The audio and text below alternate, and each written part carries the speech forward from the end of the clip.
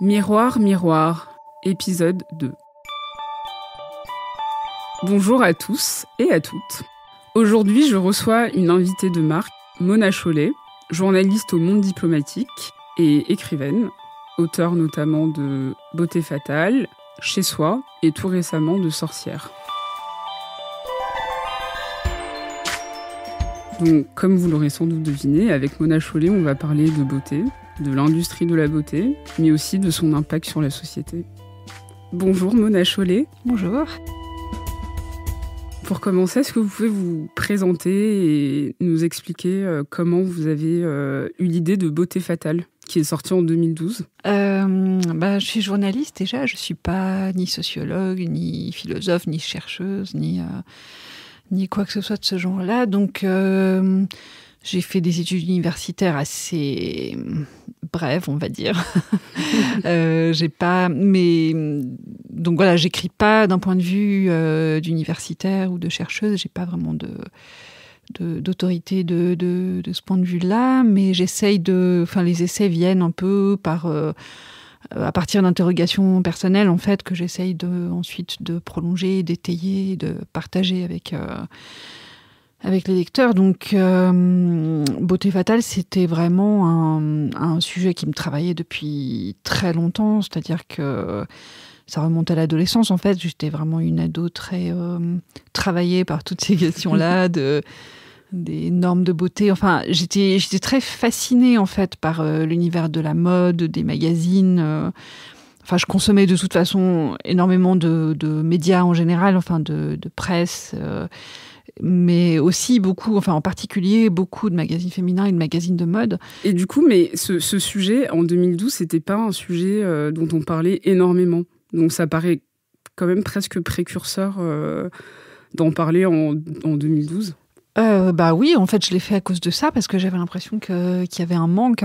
C'était une insatisfaction personnelle, c'est-à-dire que j'avais à la fois une fascination, un rejet par rapport à cet univers. Je passais par des phases d'adhésion totale et en même temps de rejet total, de colère, etc. Donc, j'avais besoin de mettre tout ça à plat, de le débrouiller, d'abord pour moi-même.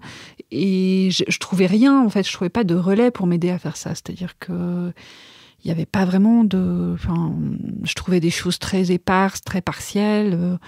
Par exemple, des critiques sur la part de publicité dans les magazines féminins et la confusion entre le rédactionnel et le publicitaire, qui sont bien sûr des choses vraies, mais qui n'étaient pas suffisantes à mes yeux, en fait. Et donc, quand on lit votre livre, de manière générale, on comprend que l'industrie de la beauté et de la mode a pour rôle, en fait, d'asservir les femmes. Est-ce que c'est comme ça que vous pourriez résumer cet essai, ces recherches ?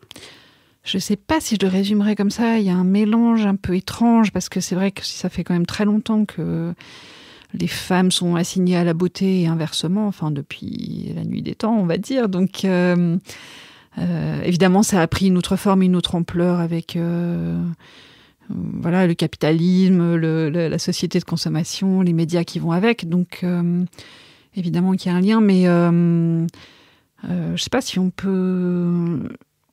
c'est quelque chose qui a été en partie intégré par les femmes elles-mêmes, c'est-à-dire c'est pas quelque chose qu'on nous force à faire, c'est-à-dire que c'est quelque chose qu'on intègre vraiment dès l'enfance. Il y a une sorte de conditionnement, d'idée comme ça que la beauté pour les femmes est spécialement importante et une beauté très cadrée, en fait, très définie très précisément, à laquelle il faut correspondre, et ça détermine une valeur, une partie vraiment énorme de notre sentiment de notre propre valeur et aussi de la valeur que les autres nous accordent, certains autres en tout cas.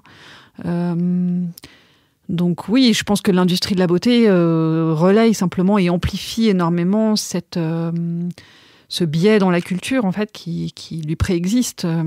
J'ai souvent entendu, on me dit, quand on dénonce certaines, je sais pas, que ce soit les soutiens-gorge pour rembourrer pour les fillettes ou n'importe quoi d'autre, tout le monde, parfois on vous répond, bah oui, mais l'industrie, il faut bien qu'elle vende, et je trouve que c'est un peu court comme réponse, parce que on pourrait vendre plein d'autres choses, en fait, vendre en entretenant l'insécurité des femmes et leur insatisfaction et leur névrose, c'est une manière de vendre parmi d'autres. Donc il y a une raison pour laquelle ça se fait précisément par ce biais-là. Oui. Mais pourquoi cette industrie, elle a décidé que la femme idéale, entre guillemets, serait blanche, grande, mince et blonde, pour le coup? Il y a plusieurs choses là-dedans. C'est-à-dire je crois d'abord, simplement, c'est une industrie occidentale au départ. Enfin, elle correspond à l'hégémonie de l'Occident et de ses valeurs et de ses représentations dans le monde. Donc, on peut même relier ça aux publicités qu'il y avait à l'époque coloniale pour des savons. Enfin, on voyait des enfants ou des hommes ou des femmes noires qui utilisaient ce savon et qui ressortaient tout blanc. Enfin, il y a une imagerie coloniale, raciste qui remonte à très loin. Donc, aujourd'hui, quand on voit des femmes blanches et blondes en couverture de magazines indiens, asiatiques... on peut facilement relier ça à la même logique. Ouais, c'est assez frappant de voir que, je sais pas, sur 12 couvertures de Vogue dans une année, en Chine, il y en a 8 avec des femmes blondes. Enfin, c'est quand même assez étonnant. Mais en 2018, vous avez l'impression que les choses ont changé ou pas, depuis que vous avez écrit ce livre? Non, pas tellement. En apparence, si, mais au fond, pas tellement. Non, après, je trouve qu'il y a beaucoup plus de critiques, en fait, de réactions assez fortes. Si on cherche une critique de cette industrie, on la trouve. C'est peut-être la grande différence. Enfin, notamment pour moi, qui ai grandi, qui était ado sans Internet, qui était vraiment seul face à toutes ces productions. Finalement, il n'y avait que les conversations avec les amis, les profs, enfin, pour relativiser tout ça. Donc, c'était un peu maigre et insuffisant. Aujourd'hui, il y a plein de blogs, enfin, même sur les réseaux sociaux. Enfin, il y a plein de moyens, je pense, quand on cherche un discours critique sur cette industrie, de le trouver et puis de s'en emparer. Mais après, j'ai l'impression que fondamentalement... Alors oui, évidemment, pour une part, l'industrie, enfin, les magazines sont obligés de tenir compte parfois de ces critiques. C'est vrai que parfois, ça les fait reculer. On obtient qu'une publicité soit retirée. Notamment à cause des réseaux sociaux qui ont un impact beaucoup plus fort qu'auparavant. Oui, c'est vrai. Ça, je pense que ça... Non, c'est vrai. Ça, il faut admettre que ça change la donne. Enfin, je me souviens aussi du fameux article de Elle sur... la black fashion, enfin voilà, qui avait suscité un tollé, et du coup le tollé s'est répercuté aussi dans les pages du magazine, qui avait fait une sorte de mea culpa. Et bon, ça c'était une opération vraiment intéressante, c'est-à-dire que on se rend compte que aujourd'hui on a les moyens de répliquer aux médias dominants. Donc oui, effectivement, là-dessus il y a une avancée assez forte. Après, sur la logique de fond, je ne suis pas sûre que ça change vraiment. Alors, donc, il y a un passage dans votre livre, page 51, que je voulais lire. Et je voulais avoir votre avis dessus, qui est sur le pretty privilege, qui est donc le fait que quand on est jolie, en tout cas quand on répond aux codes normés de la société, on a plus de chances dans la vie. Et donc, l'extrait, c'est... Apprendre à une petite fille à être féminine, c'est s'assurer qu'elle grandira en étant bien dans sa peau. Arguée sur Facebook une cliente du Petit Bateau lors des débats suscités par les bodys de la marque. Donc en gros, l'idée, c'est de se dire que si on est féminine, si on est jolie, si on représente les codes de la beauté, on aura plus de chances dans la vie. Si je me rappelle bien, je le citais pour le contester, mais non, je crois que c'est assez terrible de raisonner comme ça, parce que de manière superficielle, on peut penser que c'est vrai, c'est-à-dire qu'une fille élevée comme ça sera mieux acceptée socialement, mais en même temps, c'est-à-dire... Bon, après, évidemment, je pense que la féminité, c'est souvent un nom de code pour une forme de soumission, malheureusement. C'est-à-dire, c'est intégrer les regards posés sur soi, c'est passer son temps à se demander... de quoi on a l'air, voilà, si on est acceptable, si on est désirable, enfin, et donc avoir une attitude entièrement tournée vers le ressenti des autres et pas vers son propre ressenti.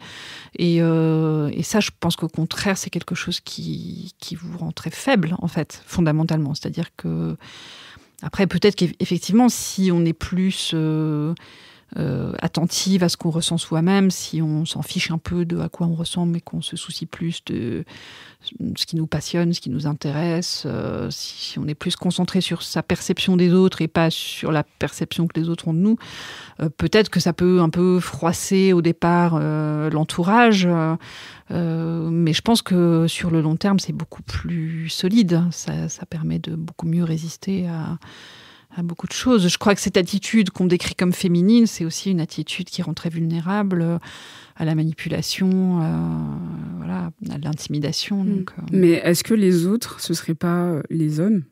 En tout cas, dans une société qui est quand même très hétéronormée et pour qui, en fait, les femmes doivent tout le temps se plier, que ce soit à travers la manière dont elles s'habillent, la manière dont elles se présentent. Est-ce que ce ne serait pas justement ce regard-là, ce regard patriarcal ? Ouais, c'est une question intéressante parce que j'arrive jamais vraiment à la trancher. Bon, en plus, c'est très difficile parce que des hommes, il y en a plein. Enfin, ils sont pas tous faits sur le même modèle. Mais globalement, j'ai l'impression évidemment, il y a un grand nombre d'hommes qui adhèrent à ces canons de beauté promus par l'industrie de la mode, de la cosmétique, par l'imagerie médiatique, culturelle, etc. Ils sont très poussés à le faire, évidemment. Mais je crois qu'il y en a aussi beaucoup qui dépassent assez rapidement cette esthétique et cette manière de voir les femmes et qui finissent par aussi s'en détacher et par vouloir autre chose. Et c'est intéressant de voir que parfois aussi les critères qu'on inculque aux femmes, qu'on leur met dans la tête, font complètement obstacle à leur relation amoureuse. C'est-à-dire qu'il y a des situations absurdes, c'est-à-dire où elles s'imaginent... que l'homme veut ça, voilà. alors que pas du tout. Oui, ouais. Et ça les... Peut-être qu'avec l'âge aussi, on se rend mieux compte. Là, je me rends compte que j'ai beaucoup d'amis qui me disent ouais, mais en fait, je me rends compte que les hommes, ils s'en foutent. Après 20 ans ou 30 ans. Exactement. Ouais. Et c'est vrai que c'est tragique, souvent, quand on pense... rien que pour avoir une relation sexuelle, les femmes intègrent l'idée qu'il faudrait qu'elles correspondent à ce modèle-là. Et si elles n'y correspondent pas, elles veulent la lumière éteinte, elles paniquent totalement, elles n'arrivent pas du tout à profiter du moment parce qu'elles sont complètement obsédées par leur complexe. Et je crois qu'il y a plein d'hommes qui préfèrent une partenaire... qui est à l'aise, qui est heureuse d'être là, qui a confiance en elle. Qui a confiance en elle, bah oui. Et mais du coup, est-ce que toute cette dictature, elle est pas en train de changer de plus en plus ? Parce qu'aujourd'hui, on a des rapports qui sont plus flous en termes de genre. On est moins dans cette image très linéaire de une femme, c'est comme ça, un homme, c'est comme si. Est-ce que justement, on est en train d'arriver vers autre chose ? Bonne question. Je sais pas. Parfois, j'ai l'impression, j'ai peur d'être trop optimiste, c'est-à-dire de prendre les codes, l'évolution des codes dans mon petit milieu pour quelque chose qui serait plus largement partagé.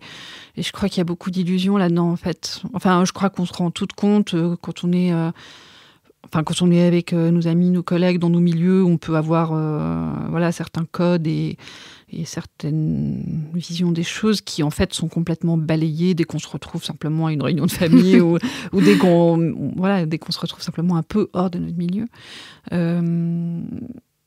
Et après, peut-être qu'il y a aussi plusieurs versions de la féminité, c'est-à-dire que je suis pas sûre que je balayerais complètement. J'ai le souvenir de femmes qui m'ont énormément marquée dans mon entourage, qui étaient des femmes très féminines, mais pas du tout des femmes faibles en fait, c'est-à-dire qui étaient très très corpulentes, avec des vêtements très amples, très spectaculaires, des longues chevelures, des beaux bijoux, un maquillage très recherché, du parfum très capiteux comme ça. Et elles me donnaient pas du tout une impression d'aliénation ou de faiblesse ou de soumission. Donc je me dis que la féminité, ça peut être un répertoire parmi d'autres en fait, c'est-à-dire ça peut être adopté par certaines, rejeté par d'autres. Je pense que toutes les palettes sont possibles, en fait. En lisant votre livre, on se rend compte aussi qu'il y a un lien, en fait, entre toutes les industries. Donc, par exemple, l'industrie du sport qui voudrait nous faire absolument mincir, l'industrie de la chirurgie esthétique. Enfin, est-ce que, du coup, c'est une sorte de tentacule qui est impossible d'y échapper. Ouais, je pense que c'est des traductions commerciales différentes d'une même culture, en fait. Donc, après, le sport, c'est un peu... Bon, la chirurgie esthétique, je suis toujours très... Enfin, je trouve ça très frappant de voir comment le discours qui est tenu autour de ça, notamment dans les magazines, est totalement déréalisant, en fait, donne une idée de quelque chose d'un peu magique. C'est-à-dire que, voilà... On aurait même l'impression parfois que c'est un acte féministe, entre guillemets, de se dire, les chirurgiens esthétiques, en fait, ils aident des femmes qui sont sont tourmentées, qui se sentent mal dans leur peau, donc les aident en fait à se retrouver, à prendre confiance en elles, etc. Mais c'est pas vraiment le cas, finalement. Je sais pas.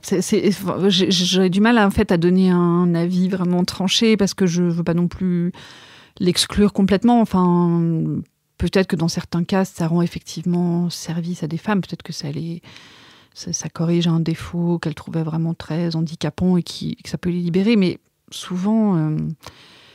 j'ai lu aussi des choses très intéressantes sur le regret de la chirurgie esthétique, c'est-à-dire des opérations réussies qui étaient regrettées par les femmes qui les avaient faites, qui disaient qu'elles avaient un sentiment de perte d'identité, en fait, qu'elles se préféraient avec leurs défauts et qu'elles avaient une sorte de nostalgie, que ça avait brouillé quelque chose dans leur sentiment de leur propre identité. Et d'une manière générale, oui, la façon dont ça nous est vendu me paraît très mensongère. C'est-à-dire, je pense que ça fait l'impasse aussi sur la violence de l'acte. Enfin, quel que soit le ressenti qu'on a après, c'est quand même une opération, c'est quelque chose... c'est pas rien, c'est une narcose, on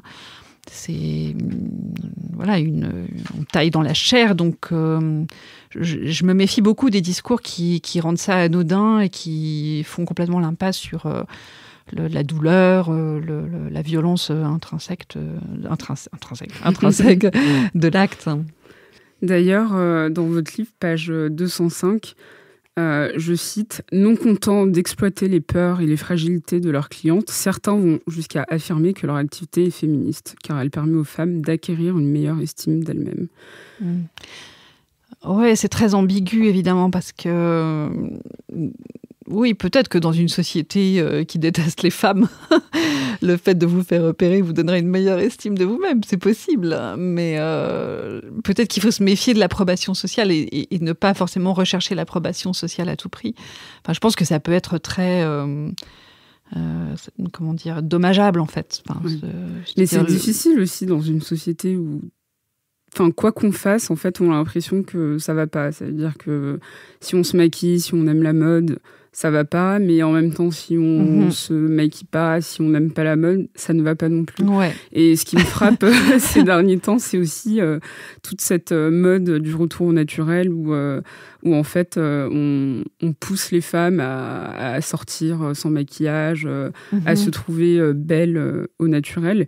Mais en fait, c'est aussi une autre forme de pression, parce que déjà qui concerne principalement des personnes privilégiées, parce qu'il faut aussi avoir la capacité de pouvoir le faire, parce qu'on peut se dire, il n'y a que des personnes belles, ou en tout cas considérées comme belles naturellement, qui seraient acceptées, mais aussi toutes les personnes qui peuvent acheter tous ces produits, toutes ces crèmes, tous ces d'autres formes d'apparat qui ne sont pas du maquillage mais des produits de beauté pour entretenir cette beauté naturelle. Oui, c'est très pervers, c'est une sorte d'épreuve de vérité, c'est-à-dire que vous pouvez même pas, on peut même pas avoir une peau affreuse et la cacher sous une tonne de maquillage. Il faut vraiment en plus prouver que même le visage nu, on est parfaite. Donc c'est vrai que la célébration du naturel cache peut-être autre chose, en fait. Ouais, je sais pas si... cette logique de la double contrainte, elle est très présente, en tout cas. C'est-à-dire, effectivement, si on se maquille, on est frivole et on est une écervelée. Et si on le fait pas, on se néglige et on n'est pas féminine. Et... Donc ça, je crois que d'une manière générale, effectivement, quoi qu'on fasse, en général, on fait faux. Donc, oui. Mais il y a d'autres formes de retour au naturel qui sont plus intéressantes, notamment pour les femmes qui ont les cheveux blancs ou les femmes noires, par exemple. Ouais, là, c'est un autre type de naturel où c'est plus libérer un peu votre vrai vous. Mais là aussi, ça peut avoir ses limites. Parce que parfois, il y a cette idée de, du coup, si j'ai quand même envie de me teindre les cheveux ou de mettre une perruque, est-ce que c'est un problème ? Non, bien sûr que non. Non, c'est sûr. C'est-à-dire que même si on produit un discours critique, des injonctions et des artifices, voilà, c'est une société qui est dure. Enfin, le regard social est très dur pour les femmes, donc je crois que c'est vraiment à chacune de juger ce qu'elle a envie d'assumer déjà, parce qu'après, il y a aussi simplement des convenances personnelles, des types de corps, de physique différents, de goûts différents. Donc, à la fois sur cette base-là, sur la base de ce qu'on se sent le courage d'assumer, chacune peut juger ce qu'elle a envie de faire, ce qu'elle se sent capable de faire, accepter une norme, en rejeter une autre. Je crois que là, vraiment, chacune fait son bricolage et qu'il n'y a aucun jugement à avoir là-dessus, évidemment. Mais je pense que c'est toujours bien d'essayer au moins de produire un discours critique sur pourquoi on veut nous obliger à faire certaines choses. C'est-à-dire, après, ça ne veut pas forcément dire qu'il faut prendre le contre-pied et faire exactement l'inverse. Évidemment pas. Mais je crois que c'est toujours utile. Ça peut nous servir de garde-fou, ça peut mieux nous armer intérieurement, quel que soit le choix qu'on fait après, en fait. Alors, donc, il y a quelque chose qui m'intéresse particulièrement. C'était une fois sur Twitter, vous parliez de l'écrivaine d'origine nigériane, qui s'appelle Chimamanda Ngozi Adichie, où en gros, elle est devenue égérie d'une marque de beauté anglaise qui s'appelle Boots, et vous étiez étonné de ce choix. Pourquoi ? Ouais, j'étais déçue, je crois. D'accord. Non, c'est une auteure que j'adore. Enfin, j'ai tout lu d'elle et oui, j'étais déçue, je crois. Enfin, disons que je comprenais pas en fait pourquoi, quand on a une relation aussi riche que celle d'une écrivaine, d'une romancière avec ses lectrices et ses lecteurs, qu'on déploie un talent aussi profond et admirable, je comprenais pas le besoin d'y ajouter une relation aussi pauvre que celle d'une personne qui fait de la publicité par rapport aux personnes à qui s'adresse cette publicité. Enfin, passer de ce talent-là à regarder ce fond de teint est super, et si vous mettez le même, vous serez aussi belle que moi. Je trouvais ça assez atterrant. Mais est-ce que vous n'avez pas l'impression que du coup, en tant que femme noire, notamment d'origine africaine, c'était pas quelque chose aussi de positif de voir un modèle de ce type ? Notamment, dans ce podcast, on parle beaucoup de représentation. Ouais. Et du coup, cette forme de représentation différente, de se dire, OK, je suis écrivaine, je me maquille, j'aime la mode, mais regardez en fait ce que je suis derrière, ce que je représente intellectuellement, socialement. Oui, mais je suis pas sûre qu'elle avait besoin de passer par la pub pour faire ça, en fait. C'est-à-dire que, son discours, elle dit beaucoup, on peut être à la fois féminine et féministe, ce qui est évidemment vrai, mais qui me paraît toujours un peu court, en fait. C'est-à-dire, je comprends pas. Ça me semble un peu. Je trouve qu'il y a beaucoup d'autres choses à dire sur le rapport des femmes à la beauté que simplement ça. Et il me semble que être féminine et faire de la pub pour du fond de teint, c'est deux choses différentes. C'est pas ou assister au défilé Dior et après je comprends chez n'importe quelle femme d'ailleurs, racisée ou pas, la fascination pour l'univers de la mode et de la beauté, et puis cette espèce de joie un peu. On est toutes fascinées par cet univers d'une certaine manière, donc je pense que quand on vous propose d'y entrer et d'en faire partie, c'est très difficile d'y résister. Et peut-être effectivement encore plus pour une femme noire. Notamment, j'avais très bien compris quand Lupita Nyong'o était devenue égérie pour Lancôme. Je voyais bien, elle racontait beaucoup comment dans son enfance, elle racontait notamment que le soir, elle s'endormait et elle priait Dieu pour se réveiller plus claire de peau le lendemain matin. Donc, je vois bien la victoire que ça représente pour elle et pour beaucoup de femmes noires. Mais dans le cas de Chimamanda Ngozi Adichie, je suis pas sûre de voir la même démarche, D'accord. en fait. Là encore récemment, il y avait un portrait d'elle dans Le Monde, et puis il y avait des très belles photos, évidemment, mais chaque fois c'était précisé que sur cette photo, elle porte du Prada, du Dior, En fait, c'est les relations entre du coup publicité, capitalisme et ce que ça représente qui vous dérange finalement. J'ai l'impression de voir l'extension aux écrivaines. Alors peut-être que c'est juste un cas isolé, mais malgré tout, j'ai pas vraiment le souvenir d'autres cas. Peut-être je me trompe, mais voilà, tout d'un coup, c'est une écrivaine qui se comporte comme une actrice. Et évidemment, pour les actrices, d'une certaine manière, ça se comprend un peu mieux parce que leur métier, c'est déjà l'image. Et puis, il y a quand même depuis toujours cette affinité entre le cinéma et l'industrie de la beauté et de la mode. Donc, c'est une logique qui, à mon avis, s'aggrave, mais qui est quelque part pas très étonnante. Et c'est vrai que j'aimerais bien, en tant que lectrice, en tant que femme, qui restent des personnages d'écrivaines qui s'en foutent complètement de quoi elles ont l'air et qui puissent quand même exister et avoir du succès. Et je trouve dommage, en fait, cette espèce d'homologation à un modèle de féminité très lisse, finalement, très, très peu intéressant. D'accord. Il y a autre chose qui est hyper intéressant dans votre ouvrage, c'est ce lien entre beauté et minceur. Comme si, en fait, les deux ne pouvaient pas exister l'un sans l'autre. Qu'est-ce que ça veut dire ? Je crois que ça vient de très loin. Ça vient d'abord d'un mépris pour le corps, autant masculin que féminin probablement, qui remonte très loin. Et, peut-être le christianisme est un moment décisif à ce sujet, c'est-à-dire l'idée du corps comme quelque chose qu'il faut, comme un ennemi, qu'il faut dompter, qu'il faut dépasser, qu'il faut mortifier, dont il faut apprendre à négliger les besoins. Cette idée toujours d'une pureté à atteindre qui passerait par un dépassement du corps, en fait, par une négation du corps.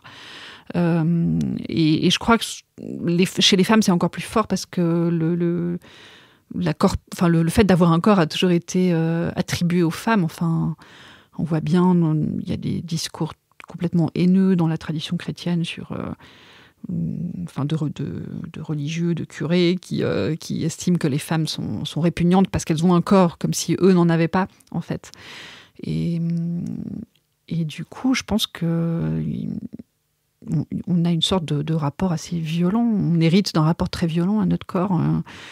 Et peut-être l'idée aussi qu'il ne faut pas que ce corps prenne trop de place parce que les femmes elles-mêmes ne doivent pas prendre trop de place. Donc c'est vraiment l'idée de se faire toute petite au sens complètement littéral.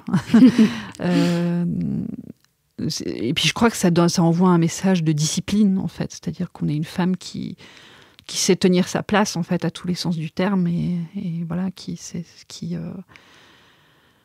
va pas s'étaler, qui D'accord. va pas...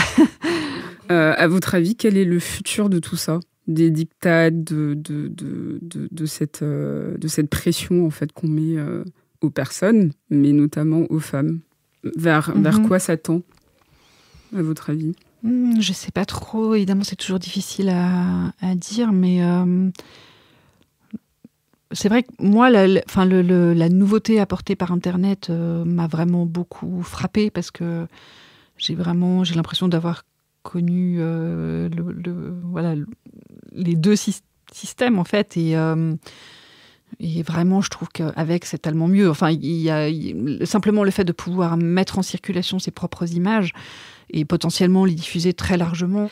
Rien que ça, c'est assez fabuleux. Donc, je ne sais pas où ça nous mènera. Évidemment, c'est Internet positif, a les deux effets. C'est-à-dire qu'il y a à la fois un renforcement des représentations dominantes, c'est-à-dire que du coup, elles ont un canal de plus par lequel passer. Et on s'aperçoit aussi, je crois que c'est un moment où on s'aperçoit aussi à quel point... quand on voit toutes les sur Instagram, ou les blogueuses mode ou les youtubeuses, à quel point on a incorporé, la logique des magazines féminins, on se l'est complètement appropriée. En fait, on se retrouve avec un média à notre disposition et une des choses qu'on y fait, et pas la moindre, c'est de faire des conseils de cosmétiques et des conseils de mode. Et voilà, on se rend compte à ce moment-là qu'on est tellement marqué par tout ça et qu'on a on a été vraiment complètement formaté par cette logique-là. Et en même temps, c'est aussi un outil pour pour imaginer autre chose et diffuser autre chose. Donc c'est une espèce de guerre qui se joue là, enfin de guerre des représentations, de guerre des logiques. Et, qui va gagner? Non, évidemment, c'est impossible à prédire. Donc, quels sont les conseils que vous donneriez aux personnes qui veulent sortir de tout ça, qui veulent sortir de cette pression sociale, de l'industrie de la beauté et de la mode, ou au contraire, ceux qui veulent y rester, mais peut-être avec quelque chose de moins imposant, qui souhaitent y rester, mais de manière plus naturelle, comme si c'était un choix en fait personnel et moins quelque chose qu'on nous oblige à faire. Bon, je pense que quels que soient les choix qu'on fait, c'est toujours bien de réfléchir à tout ça, de partager autour de soi les interrogations que ça suscite, les doutes, les dilemmes. Et je crois que finalement, quoi qu'on fasse, ce que je leur dirais peut-être, c'est surtout de ne jamais croire les discours qui leur disent qu'ils sont moches, qu'ils sont dégoûtants et qu'ils ont besoin de tel produit ou de telle opération pour sortir de cet état. Ça, je crois qu'il y a vraiment une violence très grande en fait dans cette industrie, souvent très insidieuse en fait. Enfin, le seul fait de nous montrer à longueur de temps des femmes hyper minces, sans rides, avec une peau qui a l'air d'être en vinyle ou en plastique. Je pense que rien que ça, c'est une violence en fait, parce qu'on assimile ces images de manière complètement insidieuse en fait. Même si on n'y réfléchit pas, on les absorbe et elles finissent par constituer la norme par rapport à laquelle on se juge soi-même. Et évidemment que personne ne ressemble à ça. Et il n'y a pas de problème si on ne ressemble pas à ça. C'est normal. On est humain, on est en chair, et voilà. Donc, on est fait de chair et d'eau et pas de plastique. Donc, voilà. Ça, je crois qu'il y a vraiment Enfin, il y a ce slogan que j'aime beaucoup qui dit « You are enough », vous êtes assez. Et je trouve que c'est tellement important de toujours s'en souvenir au moment où on se laisse communiquer un complexe quelconque. Et du coup, pour le petit mot de la fin, sur votre dernier ouvrage qui est sorti le 13 septembre dernier, qui s'appelle « Sorcière », je sais que dedans, vous parlez... il y a quelques passages où vous parlez de représentation, de beauté, notamment par rapport aux cheveux blancs. Oui, à l'âge en général, voilà. En fait. C'est un sujet que j'avais pas énormément traité dans Beauté fatale, pas complètement. Et j'avais envie d'y revenir, en fait. Donc, et c'est vrai que, c'est un personnage de sorcière, en fait, la vieille femme. Enfin, je me suis rendu compte en faisant ce livre à quel point nos représentations des vieilles femmes sont tellement marquées encore par l'image de la sorcière. Et finalement, c'est une espèce d'ombre haineuse, finalement, qui plane sur les vieilles femmes. Et je crois que c'est important de remonter à l'origine de ces représentations pour essayer de les dissiper et de les tenir en respect, un minimum. Merci Mona Chollet. Merci à vous. Merci à tous et à toutes. C'était l'épisode 2 de Miroir Miroir. Vous pouvez vous abonner sur iTunes, SoundCloud, Spotify, toutes les plateformes de podcast. Et si vous voulez bien, vous pouvez laisser 5 étoiles. On se retrouve dans 2 semaines. À bientôt.